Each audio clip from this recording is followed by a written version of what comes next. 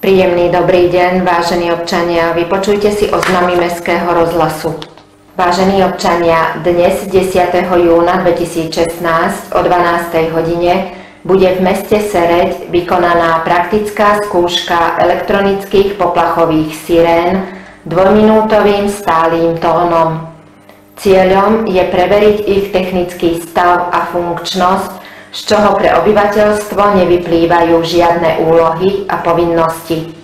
Vojenský útvar Sereď oznamuje občanom, že v dňoch 13. až 16. júna 2016 sa budú vykonávať streľby ostrou muníciou na pištoľovej streľnici vo vojenskom útvare v Seredi na Kasárenskej ulici v čase od 6. do 15. hodiny. Mestské múzeum v Seredi vás srdečne pozýva do múzejnej záhrady na víkend otvorených parkov a záhrad dnes 10.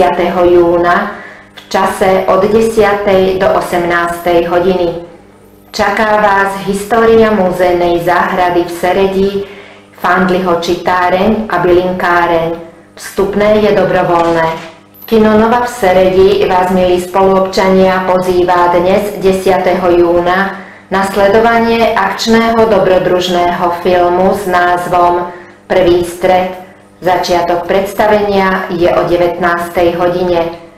A na sledovanie hororu s názvom V zajatí démonov 2. Začiatok predstavenia je o 21. hodine 15. minúte.